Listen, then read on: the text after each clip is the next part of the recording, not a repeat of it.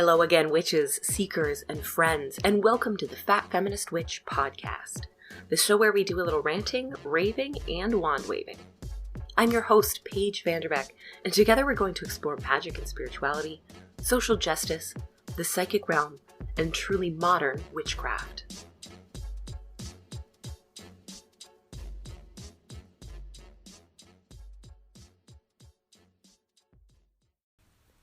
Hello again, my spooky friends, and thank you so much for tuning into this year's very fat feminist Halloween special.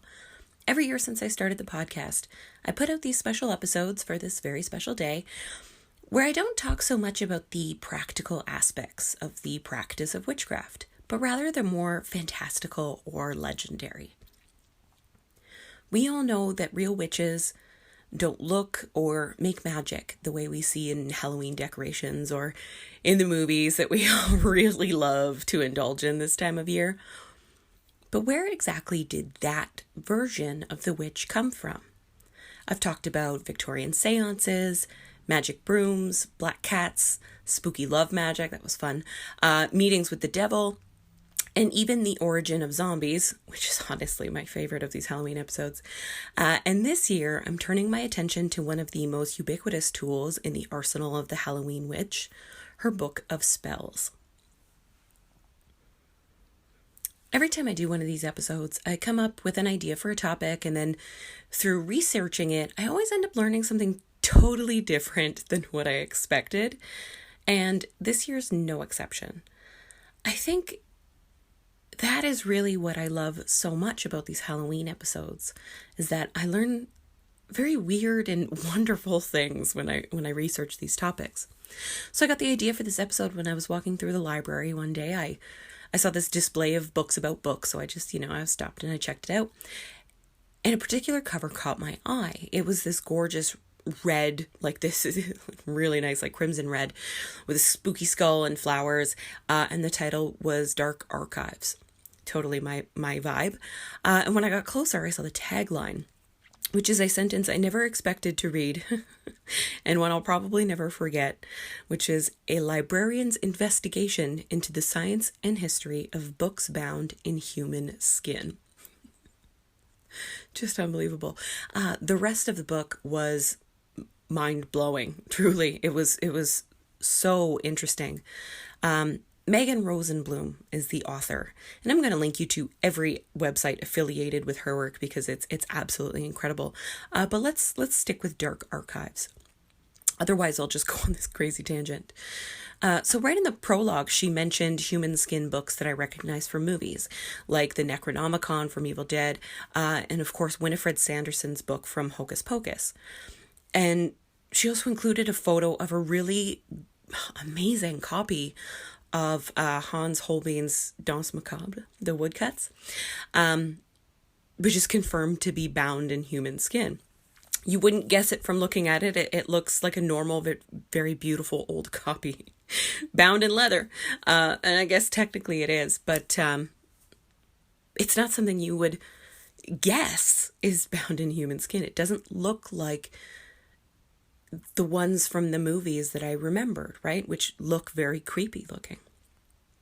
So this book, Dark Archives, really asks the question, if you were holding a book bound in human skin right now, would you even be able to tell the difference? And as a longtime book smeller, who cannot resist petting the spine of a very old book, I was immediately a little bit nauseated and horrified. But I absolutely needed to read that book. Just absolutely so interesting of an idea, so scary. And I expected the books highlighted throughout Dark Archives to have spooky or magical content. I expected old grimoires that were used for contacting and binding demons, or other books like The Dance of Death there that focused on death and featured allegory about death and dying. But the actual content of these anthropodermic books, which are their name, was so much scarier and also a lot more mundane. What I learned is that there are no confirmed grimoires or books of magic that are bound in human skin. Outside of Holbein's woodcuts, the closest we get is a French copy of The Gold Bug by Edgar Allan Poe, who I love because I'm a cheeseball, but that's also not witchcraft, and that's really it. Those are the closest we get to something that might be considered witchy. And I was really disappointed at first. But the book and what I learned has not left my mind at all since I read it. I ended up buying my own copy because I'm so fascinated with this. I'm sure when you imagine the type of person who would bind a book in the tanned hide of a once living human being, you picture like Nazis or slave owners or serial killers. But here's a hint that might shock you a little bit. The author, Megan Rosenblum, is very specifically a librarian of medical texts and literature. Almost every single book mentioned was either commissioned or created by a doctor, most of whom had some personal connection to the person whose skin had been used to make it, and it was either a practical medical text or something of historical value to doctors. And personally, that is so much scarier than any book on demonology could ever be. So creepy. So here are a few shocking facts about books bound in human skin. The creation of anthropodermic books peaked in the 19th century. Fucking Victorians again.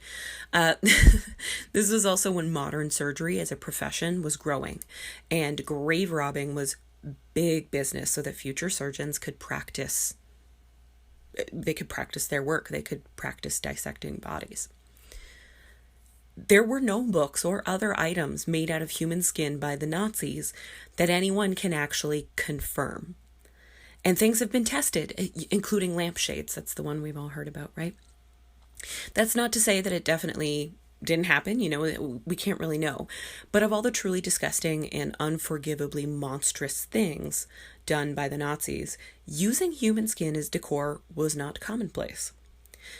I don't know about you, but that really makes me look at the well-to-do doctors who were highly respected, who did think binding books in human skin was okay.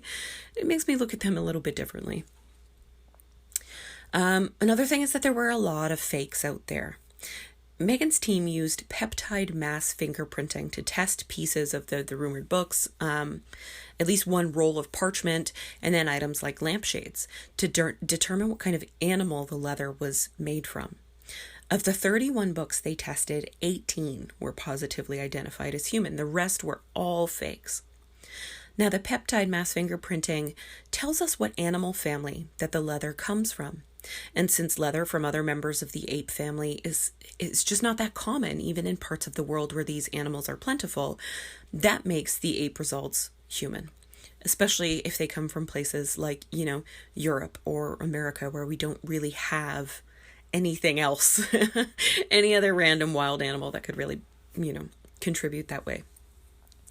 DNA testing you can't use because the tanning process erodes any usable DNA. So before PMF came along, how they identified rumored human skin books were either by passages that were written within that said, this book was bound in human skin. Analyzing hair follicle shapes, because I guess those are all different. And of course, just rumors and legends and stories. The largest confirmed collection of anthropodermic books lives at the Muir Museum in Philadelphia, Pennsylvania. So before you go soothing yourself by thinking that this is something that happened a long ago and very far away, sorry y'all, but this is a homegrown horror story, and it's not as old as I would like.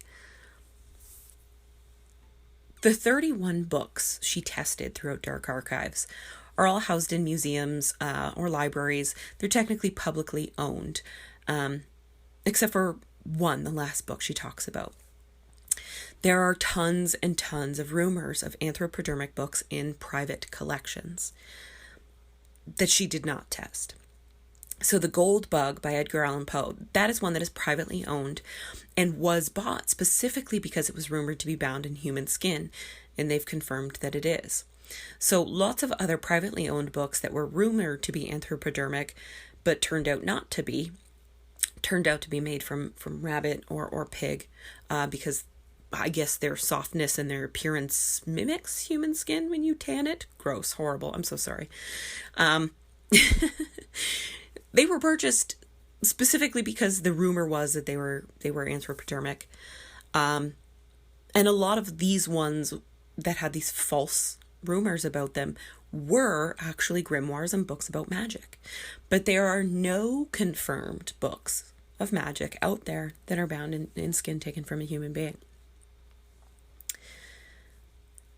The books at the Mutter Museum in Philadelphia mostly come from a man named John Stockton Huff, who was a gynecologist who invented a vaginal speculum, thanks so much, and took enough skin from a young Irish immigrant named Mary Lynch to bind several books about gynecology and reproduction. They were all kind of historical in nature. And I wish I could say I was totally shocked by that, but the fact that he was a gynecologist, and that makes it less shocking, unfortunately, because early gynecology is truly one of the most horrific periods in our history. It's filled with the exploitation and degradation of women, especially women of color. So I'm not actually surprised that the person who did this the most is one of those early gynecologists. Something that did shock me is that the first few books, the earliest human skin books in his collection, he had them made by a professional tanner and bookbinder. You know, he paid other people to do this job for him. But the most recently made book in his collection was an amateur job, and it's clear that he took on the task for himself. Ugh. It's so gross. This is a horrific topic, obviously. And the book, Dark Archives, it doesn't shy away from that. It talks about the history and the legends of these books and of this practice, but it also discusses the ethics of it and the history of medical ethics and consent in general, which is unfortunately an incredibly short story. Something I really liked about Dark Archives is how hard the author tried to find out whose skin was used to make these books. So she was attempting to honor people and make sure that they have a place in this story, because most of those people did not consent to being a part of the story at all. I say most of whom did not consent because one person did. He was my favorite. So there is a book out there called The Narrative of the Life of James Allen, alias Jonas Pierce, alias James H. York, alias Burley Grove, the Highwayman, being his deathbed confession to the warden of the Massachusetts State Prison. Such a long title. But this is the autobiography of James Allen, a highwayman in Massachusetts with many aliases. He grew up very poor and had a pretty bad childhood. And he tried to find honest work as he got older and found that he could not survive this way. There just wasn't enough money to be made with an honest day's work. Ain't that the truth? So he started, crime. He turned to crime. He started by robbing shops and stores that were closed, and eventually moved on to holding people up, traveling along the highway. He wasn't actually a cruel person. He wasn't doing this to hurt anybody. He was doing it for the money. And so he never killed anybody, and he didn't even hurt anybody until, of course, he did. He tried to rob a man and was absolutely floored when this guy actually fought back and resisted being robbed. And in the scuffle, James Allen ended up shooting him. Now, this badass man survived. And for the rest of his life, James Allen respected that man a lot because no one had ever resisted before. It shook him up. It made him see things a little bit differently. Allen went to jail over and over and over, and he escaped over and over. He was so slippery. He escaped something like 5 different times. Eventually, what they did is they put him into a cell in an unused wing of the prison all by himself, and they actually put shackles on his legs. They chained him up just to keep him in there. But he was not an idiot. He was a pretty smart man. And so he starved himself. He ate a little bit less until he was thin enough to slip out of the shackles. And he did that so that at nighttime he could wander the cell by himself. No one else was there. He could gaze out the window at the moonlight. He liked watching the moon. So he was a very interesting person. He was really smart. He loved to read. You know, in a different life, he would have probably been a bookworm if he had had that privilege. But he was in prison for a long time. Eventually he took ill. He was going to die there. And the warden, whom he developed a friendly relationship with, encouraged him to write out his memoirs. James dictated them to the warden and requested that when he was gone, his book would be bound in his own skin, and a copy sent to the man who'd fought back against him all those years earlier. And that's what they did. That's what was done. And that book stayed in that man's family for a while. His daughter or his granddaughter later donated the book to the Boston Museum, where it was confirmed to be bound in human skin through the testing. So this is the only person who got to consent to it. The only one who consented to having their skin used this way, as far as we know, was a lifelong criminal, an escape artist who died in prison. And I like that story because I could see myself making that kind of request. I don't know why, but when you put it into that kind of story, I'm like, oh man, yeah, I would totally do that. That's really cool. It becomes very different when it's something that you consent to or that you ask for. So when I began Dark Archives, I thought I was going to get a glimpse of a more supernatural kind of evil. But as is almost always the case, the evil that I found was decidedly human. And that's not all that much different from some of the other historical research that I do about witchcraft and everything related to it. Those who burned, hanged, crushed, and drowned innocent people accused of witchcraft were all just humans. Nazis were technically people. Those who dropped bombs on hospitals and entire cities are human. Evil almost never looks like somebody, signing their name in the devil's book with a ink made from blood. It looks like the people who use that kind of story to justify their hatred and their indifference to the suffering of others. Well, that wraps up our show for this year. I'm kidding. This was kind of heavy. I know. That's why I started here. This was originally going to be what I talked about at the end of the episode, but I decided to start here and get it out of the way. We are going to continue talking about magic books. And since no books of magic out there are bound in human skin, not in real life, let's talk about some fictional ones that are.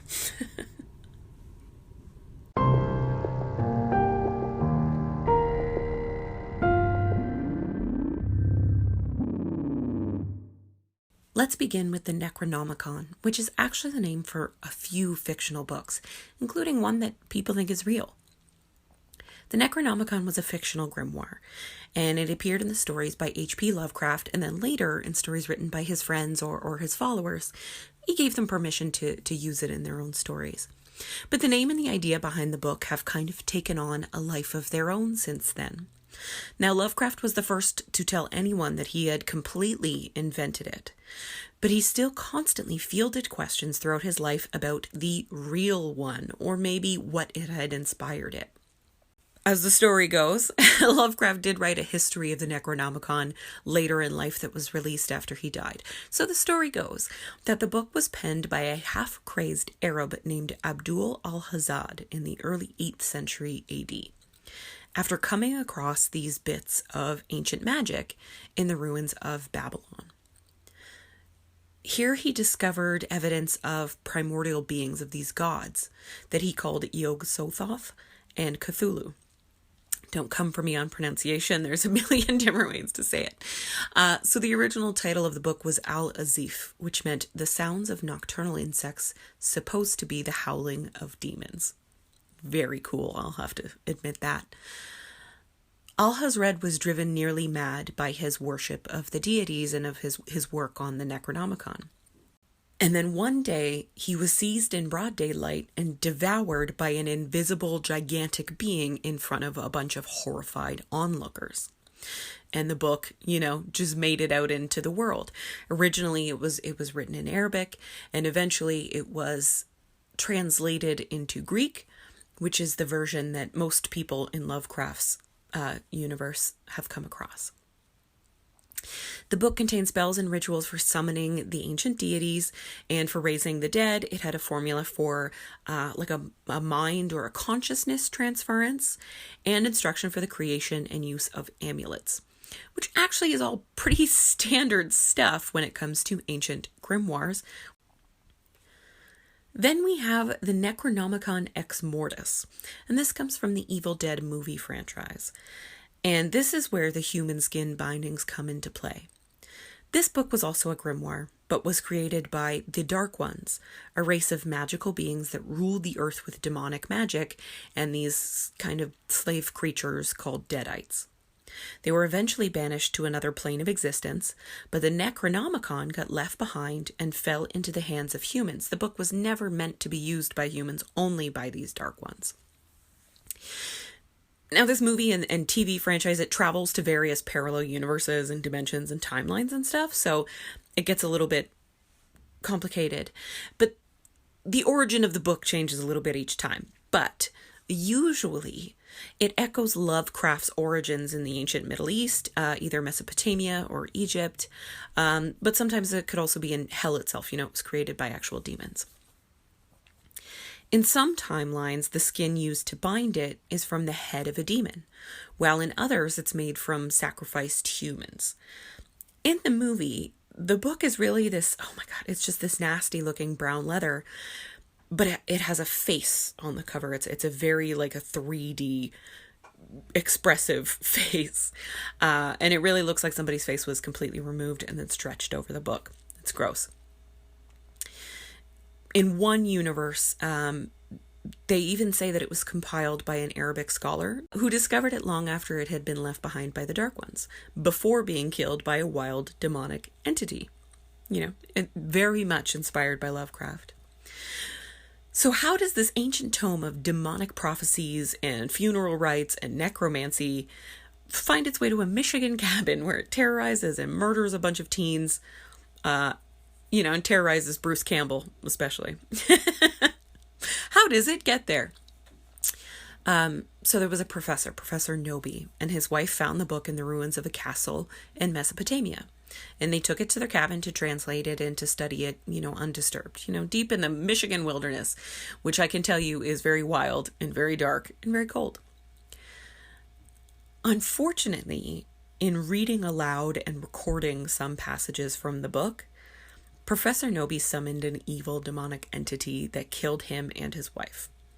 About a week later, a bunch of kids stumble upon the cabin and decide to hang out. They think it's been abandoned.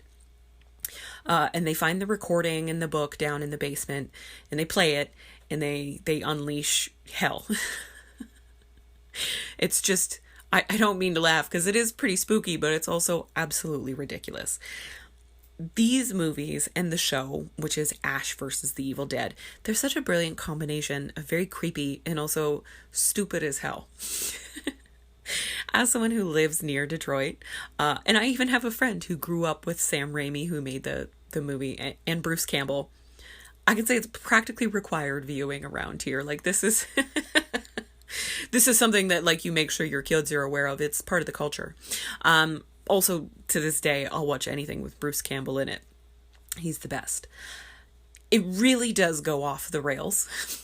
There's a scene where a demonic tree rapes a girl, Ash loses a hand and it gets replaced with a chainsaw. There's also a ton of time travel and dimension hopping. I highly recommend it.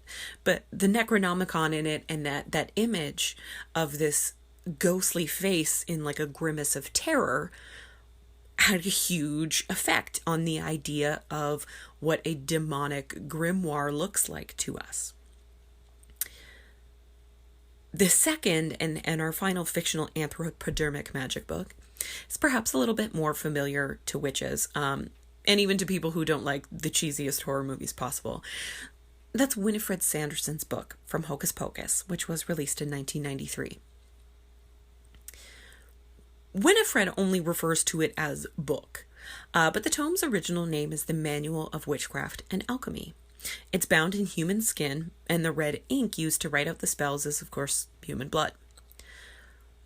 The front of the book is fashioned with a real, presumably human eyeball that makes it clear it's a sentient being. The eyeball moves, the book can look at you, it almost can make full facial expressions with just its eye. Now the cover itself looks like it's different colors and textures of leather sewn together. So I used to wonder if it was made from the skin of multiple people. That's the legend in the movie, that it's made from human skin. But I actually found that in the original script for the movie, it was specified that the skin came from a child, presumably the first one that they killed for their life force to extend the life and youth of a witch. Ick. They no doubt dropped this because it's just a little too gruesome for a cute Disney movie for kids. That movie still had some spooky stuff in it, but that might be a step too far. In the original movie, the legend goes that Winifred was given the book by the devil himself, who presumably made it. But in the sequel released last year, we see it being given to her on her 16th birthday by a character called the Mother Witch, who was hundreds of years old in the 1600s and also still lives in our current time. The Sanderson sisters, who are very young, Winifred's the oldest at 16, they run into the Forbidden Woods when they're threatened by the local villagers, and they're about to become victims of the Mother Witch, who also absorbs children's life force to stay young and live forever. But she senses Winifred's innate power and her very rebellious spirit, and she stops and she talks to them a little bit. She explains that this part of the woods is a sacred place for witches, and that's why there are so many in and around Salem, even though Salem is run by fools, pious fools, the Puritans, and that one day Salem will belong to the witches, which of course it definitely now does. I love that, because there's this combination of a natural witchiness that Winifred and her sisters have, and also a choice that she makes to practice magic. So in this sequel movie, in case you haven't seen it, a man who runs a magic shop in the old Sanderson cottage believes that the witches were misunderstood and persecuted and only practiced evil magic out of necessity, which is pretty legit and also not really. This satanic evil magic was certainly the only kind available to them at the time, but they also made a choice, and they did enjoy murdering children. Choice is actually a theme that comes up over and over in both of the Hocus Pocus movies. And even the book itself, the Grimoire, has the power to make its own choices about who to stay with, whom to follow, and what spells to allow others to cast. It chose Winifred once upon a time, and then it chose to help the man named in the new movie, Gilbert, create a new black flame candle to resurrect the witches, to bring his mistress back. But it won't allow Winifred to cast a spell to become all-powerful. And finally, the book chooses these new witches to stay with after the Sandersons are banished again, despite them not being wicked or satanic at all. Evil's always a choice, my friends, always a choice. Even when reading from a book bound in the skin of a baby and written in human blood, you can choose to do good. It's just an odd sentence. Also, one really neat thing I noticed recently while I was watching Hocus Pocus is that Billy Butcherson, who was Winifred's zombie ex-boyfriend, was murdered on May 1st, 1693. This is the feast day of Beltane, which is the sister holiday to Halloween on the pagan calendar. They're on opposite ends. On Beltane, the veil between the worlds is considered thin, just like it is on Halloween. But instead of allowing the worlds of the living and the dead to blend together, it's the worlds of the Fae and other magical spirits that open up to us. Beltane and Halloween were considered the most magical and important dates on the Celtic calendar of the year. They're very spiritual times. But of course, in the Southern Hemisphere, the calendar is flipped, right? Everything's the opposite. It goes the other direction. Which means Beltane and Halloween are actually happening simultaneously, always. It's just kind of interesting that, he He died on just this different, this different version of Halloween. I thought that was really cool. And as the Mother Witch says in this Hocus Pocus sequel, magic has a way of uniting things that ought to be together. So none of that has anything to do with Grimoires, but I had never noticed that date until this year and couldn't help but smile. It's one of those things where I wonder if they realized that little connection when they chose that particular date. I couldn't figure out anything. I tried looking up why that was the date, and I couldn't figure anything out. But it's just an interesting connection there. It's one of those things that would only really stand out to witches. So while books bound in human skin are an old trope in stories and legends, and apparently also a real historical thing, that Necronomicon Ex Mortis from Evil Dead is really the first reference I found to a fictional book of magic bound in human skin in pop culture. Which may surprise you, since that was the 1980s, right? And then Hocus Pocus was the early 90s. Like, we really only have these two, and they happened kind of around the same time. But this actually makes a little bit more sense when you consider that in 1977, a book called the Necronomicon was released, and it claimed to be the real deal. The Necronomicon, written by someone simply called Simon, was a book of magic that blended Lovecraft's writing with a little bit of Aleister Crowley and some Middle Eastern mysticism. It was filled with rituals, instructions for creating amulets and seals, bringing forth demons like Cthulhu, and curses to smite your enemies. It's funny. Naturally, it also cautioned that the protection magic used by occultists like Aleister Crowley in the Golden Dawn would not protect you from these demons and these elder gods. You know, it was like here's a big book of magic, and it's going to fuck up your life, and there's nothing you can do to stop it. The book even advocated human sacrifice because, of course it did. The satanic panic in the 80s and 90s, again, that's a whole other podcast episode. But we went through this really horrible, awful time in history in the 80s and the 90s and a little bit in the late 70s here, where people were really, really convinced that there were satanic cults all over the US especially, that were corrupting children and committing murders, and that it was just this huge thing, and that all of these little books, these grimoires, the Necronomicon, the Satanic Bible that had come out earlier in the 70s, that these were fueling this like satanic uprising among teens in the US. I can tell you for sure that the Necronomicon is a very fun, very well-crafted hoax. But lots of people believed in it. Now, the Satanic Panic era was full of these rumors of satanic cults, most of which are complete bullshit. Unfortunately, they're not all entirely bullshit. In the late 90s, there was an actual teenage vampire cult called the Vampire Clan. And they used copies of the Simon Necronomicon to perform rituals and worship, Satan, quote unquote, while they drank each other's blood in Kentucky. The Necronomicon was actually used as evidence at the murder trial of the cult's leader after him and his right-hand man killed a couple in their beds, while they were sleeping in Florida.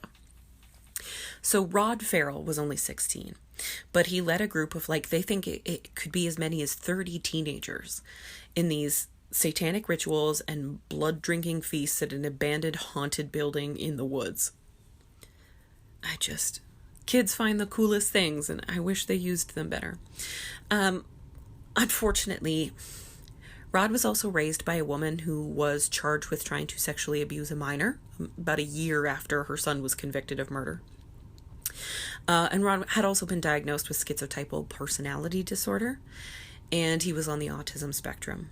He was a loner, he didn't have a lot of friends, and he was expelled from school in 9th grade. This poor kid had a lot of problems. His mother was obsessed with vampires, and she had given him a copy of a tabletop role-playing game. There's lots of different tabletop role-playing games, but Dungeons and Dragons is the most popular one you might know of. But there was one in the 90s called Vampires the Masquerade. and it was all vampire themed, very, Interview with the Vampire. And he loved the game, and he fixated on it very seriously, and he convinced himself that he was actually a 500-year-old vampire named Visago. That name was actually inspired by a demon named Vasago from the Lesser Key of Solomon, which is a real grimoire that we're going to talk about a little bit later.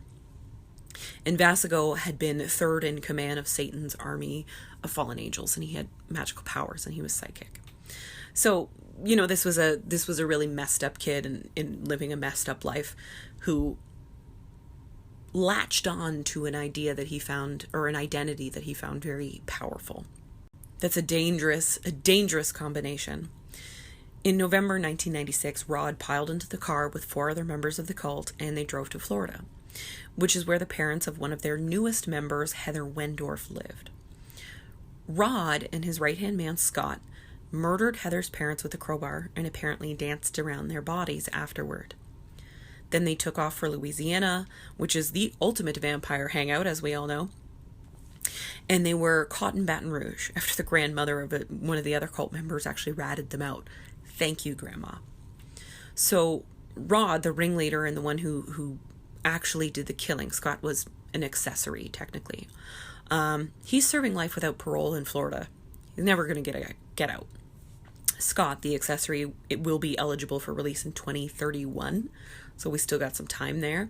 And the others were released over the last 10 years. Again, they were not involved with the killings. They did not know that the killings were going to happen, but they were part of the cult, and, technically they had helped facilitate the crime. When Rod went to jail, he was only 16. They had all been charged as adults. And he was actually the youngest person on death row in Florida at the time. And he was slated for the electric chair, but was resentenced to life, which is actually... Rod Farrell was very obsessed with death, or probably still is. He's still very disturbed. He's not going to get better. He's not going to get out.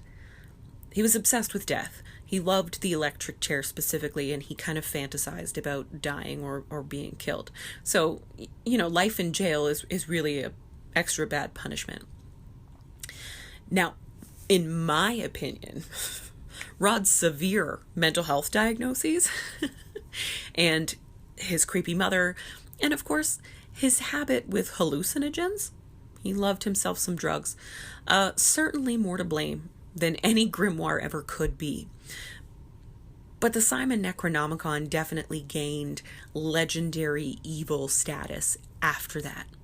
Even in the 2000s, kids at my high school carried it around to scare folks, and, they claimed to perform rituals from it. But I'm a real witch, and I called their bluff on that. I'm like, oh yeah, tell me about it, show me. They were mostly just, sad teenage goths with a taste for the dramatic. Same, I feel that.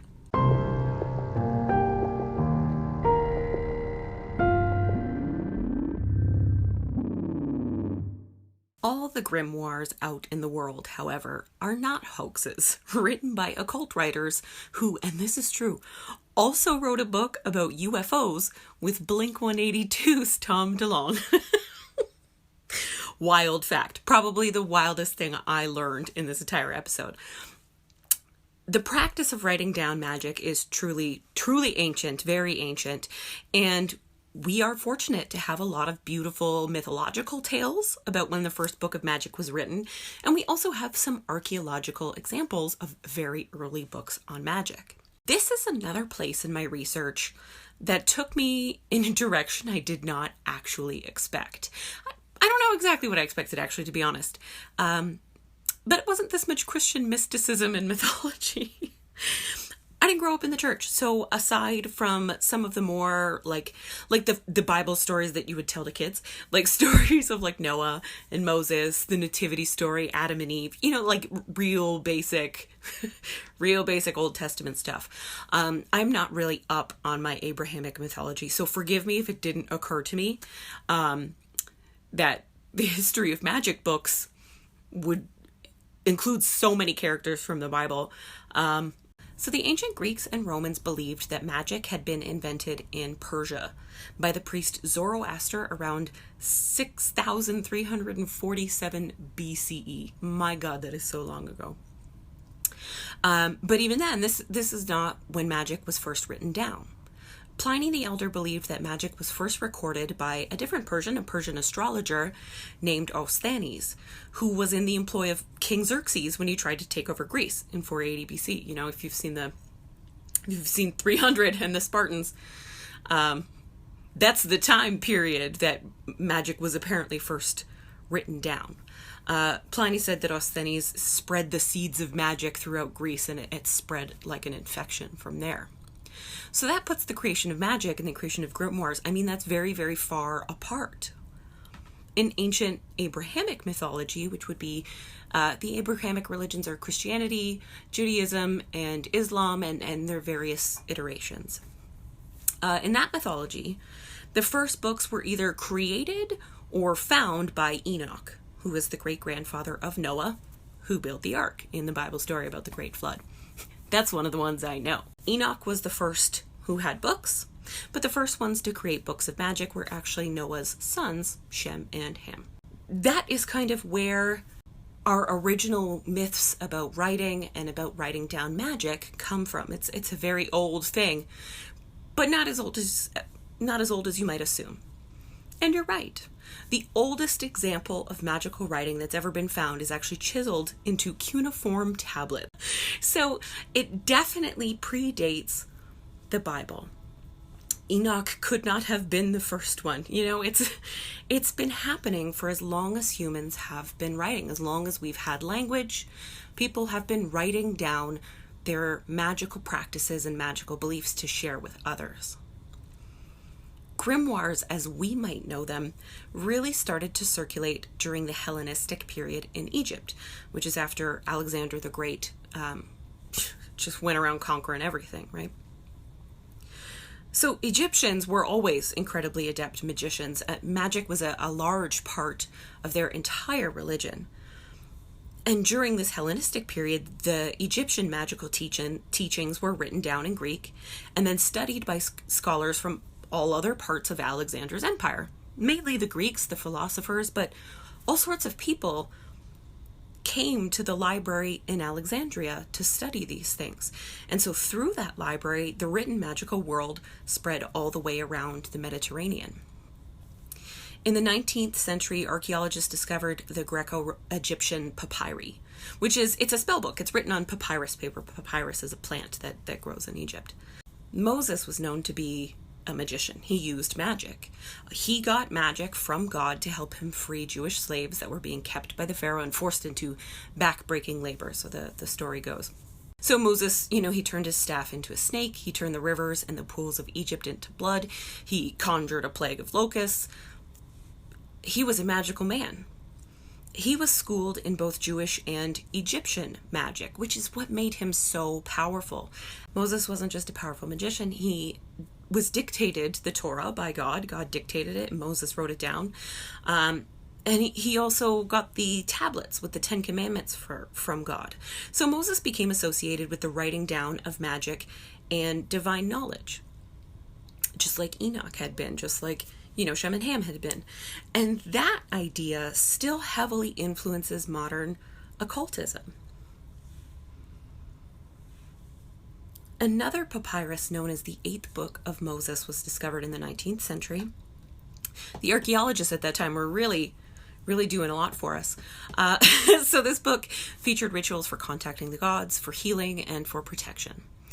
Apparently Moses penned a bunch of other texts titled things like, the Key of Moses, the Secret Moon Book of Moses, the 10th Hidden Book of Moses. There was a bunch of them.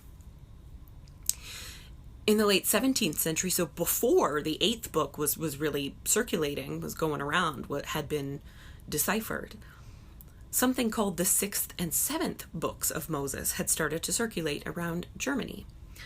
And those became some of the defining grimoires of modern occultism.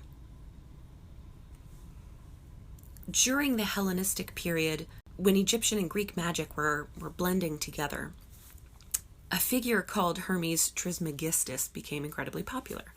He was a combination of Hermes, who's the Greek god of communication and travelers and thieves. He's the messenger of the gods. And Thoth, who was the Egyptian god of writing, of mathematics, and, the keeper of magical knowledge. So the Hermetic texts, as they came to be known, contain teachings from Hermes, though they cannot all be from the same person. Just a heads up, they cannot all be from the same person. But they are all attributed to this Hermes figure, and they are writings on alchemy, astrology, medicine, and magic. And all of those writings kind of formed the basis for a sort of religion philosophy combination that blended all of these different cultures and religions together through the use of magic. Another grimoire that heavily influenced modern occultism, it's two, but it's the Key of Solomon. Another biblical king, so much biblical mythology. So Solomon was a king who was able to command demons to do his bidding with the use of a magical ring. It was inscribed with what was called the Seal of Solomon, and it was given to him by God. He used the demons to build a temple. He basically turned them into, employees. And then he created a key, a magical book, as a guide to understanding, summoning, and employing all these different demons, and then cleansing yourself afterward. Like I said, it's entirely likely these grimoires are not actually as old as the starring characters. Like, the books of Solomon seem to have started making the rounds 1,000 years or more after he would have lived. So the idea that they were literally written by him is maybe not true, but who knows, honestly. Interestingly, these confusing origins and kind of falsified authors really are a hallmark of the history of grimoires. That has been happening since the very beginning. We don't know who started the first books. We don't know who wrote the first magic books. We don't know anything like this. Coming, back forward to the 19th century, the originators of our kind of modern occultism, like Aleister Crowley and A.E. Waite and Eliphas Levi, they created their own systems of magic, but they blended these Hermetic and Solomonic texts and then other things found in places like the Greco-Egyptian papyri. This is where ceremonial magic comes from. So if you've ever wondered why there's so much Egyptian and Jewish mysticism and mythology worked into that very European, very modern magical practice, that's why. It's because most of the magic that they were studying came from these very early papyrus scroll grimoires. And the teachings from these, supposedly ancient grimoires are threaded into everything that we still use now, from, the tarot, New Age philosophy that features a lot of magic from, further east, and of course Wicca and modern witchcraft. All of that is a descendant of these very early books of magic.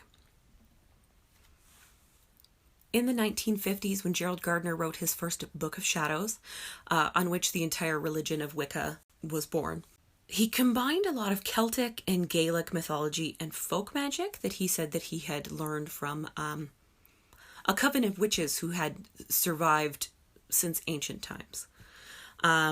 He combined that with occult sources from writers like Aleister Crowley, and with some Eastern magic, as he'd spent a lot of his adult life in British India.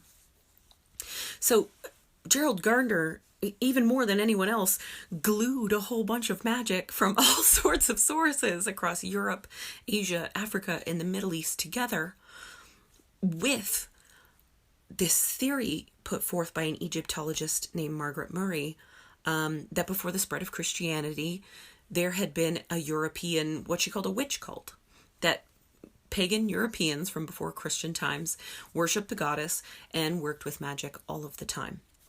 That was a theory that she put forth, and this has been, it's not something that the establishment really believes happened. I would not be a witch today if I hadn't discovered Wicca in the 90s, and Wicca in the 90s wouldn't exist without Wicca in the 50s, and it goes further back and further back and further back. when it comes to the books themselves, there really isn't an important difference between a grimoire and a book of shadows. It's really just a name. Also, you might find slightly different things in a grimoire than you would in a book of shadows. Maybe. Not necessarily, but that's kind of the general consensus. Grimoires have a vibe that I'd call academic or maybe a little bit more scholarly, while the Book of Shadows feels more like a family heirloom. So in addition to the information about magic and deities and spirits, in a Book of Shadows you might find recipes for medicines, personal entries, almost diary entries about spiritual experiences, poetry and artwork that may be devotional in nature. It's a much more personal creation. Even the ones that are commercially available are quite personal in nature.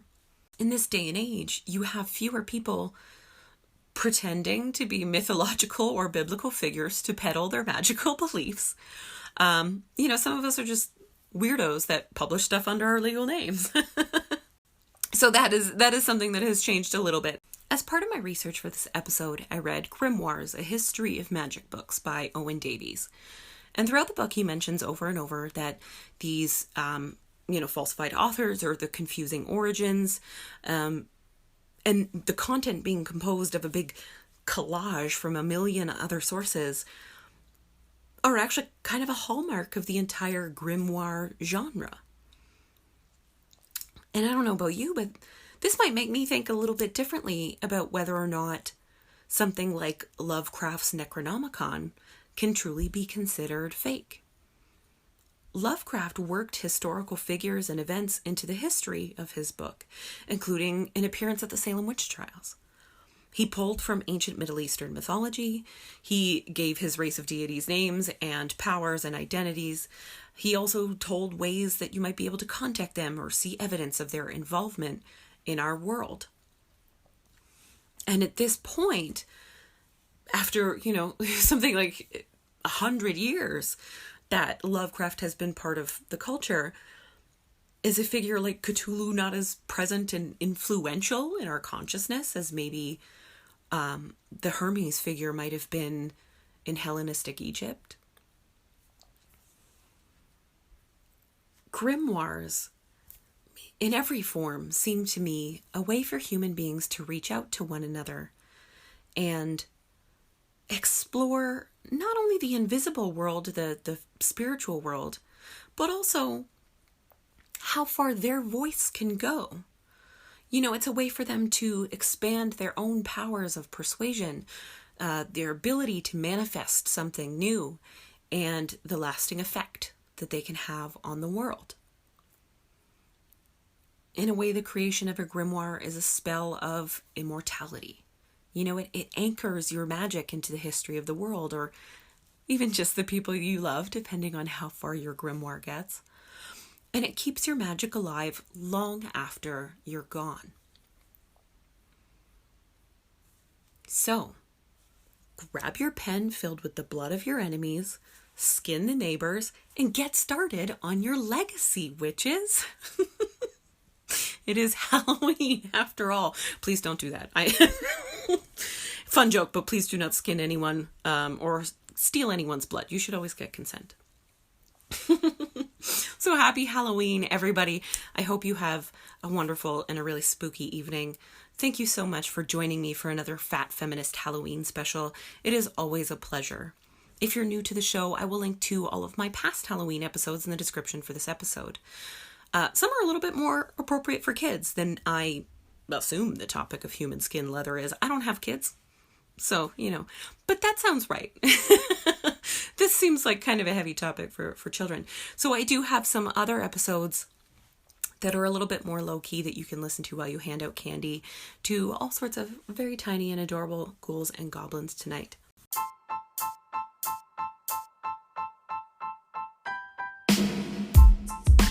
If you want to learn more about me, my books, or the podcast, you can find everything at thefatfeministwitch.ca, or you can search for me on Instagram, Facebook, and Twitter.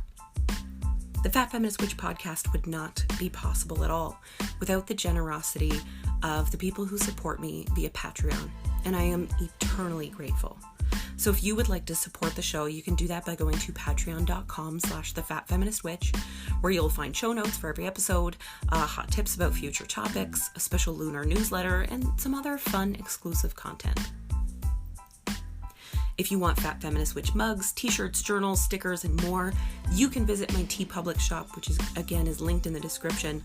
And that includes the Ink Witch design that you can see in the album artwork for this Halloween episode, and some other fun, spooky designs I put up this time of year, which will no longer be available in December. So get those quickly before the Christmas stuff hits the shelves. Happy Halloween, my witchy friends.